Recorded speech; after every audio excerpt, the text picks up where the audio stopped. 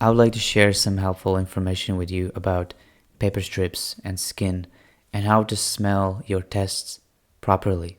Essentially, the idea is that when you smell something on skin, it's going to be different than what you smell on a paper strip. The difference is not going to be night and day, but the difference can be big enough that you have to balance your formula again.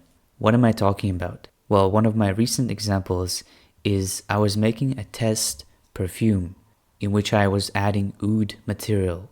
And I kept adding and adding this material, but the paper strip and smelling from the bottle itself did not give me enough oud. I thought I don't have enough, so I kept adding more and more.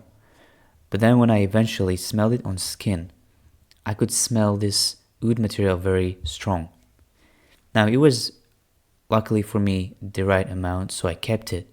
But the lesson here is that the paper strip was lying.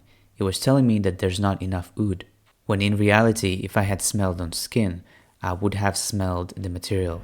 And this is not just about balance. Sometimes you smell a material on a paper strip or a test sample and it lasts longer, but materials don't last as long on your skin as they last on these paper strips. So the paper strip, in a way, is always lying to you. For most of us, we would want to wear the perfume on the skin and not a paper strip when it's ready. So you kind of want to test your perfumes and your samples on the medium where it's going to be used. If you only test on paper strips, it can be compared to as a graphic designer only looking at their creation on the computer and having no idea what it looks in real life. On a computer, he may get away with using very small font, but when it's printed, he would realize that the font is too small and not readable. This is why I really suggest that you smell both on paper strip and finally your skin. Unless you are making perfumes for something like reed diffusers or other non-skin uses, but I assume most of us that are watching want to create perfumes for skin, and in this case it's really important that you smell it on the skin to make sure that what you will get in the end is exactly what you want. Another thing to consider is how will your perfume perform when sprayed through a mechanism like in these spray bottles. Because what the spray mechanism does is it takes your big clumps of perfume and it breaks it apart, creating a mist of this perfume, which may affect how the perfume is perceived in the air, which materials may suddenly become more noticeable. The top notes might be acting different. The combination and the balance might be off. I'm not trying to scare you and tell that this is going to be night and day situation, but it's a small difference, and sometimes these small differences and nuances is exactly what makes a perfume great when perfected.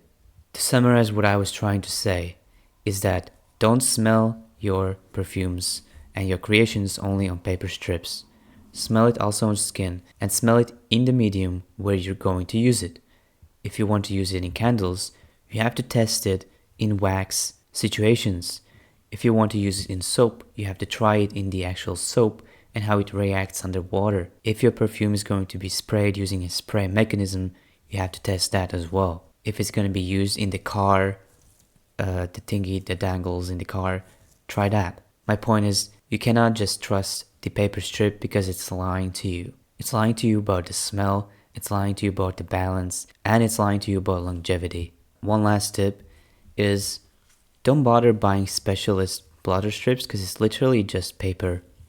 It's not A4 printing paper because it's a little thicker, but you can buy paper in bulk and just cut it yourself if you're on a budget. But if you're buying these from Amazon or Shein or Temu, AliExpress, it's literally just regular paper.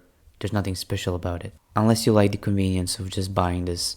But that's just a little tip for those who are on a budget.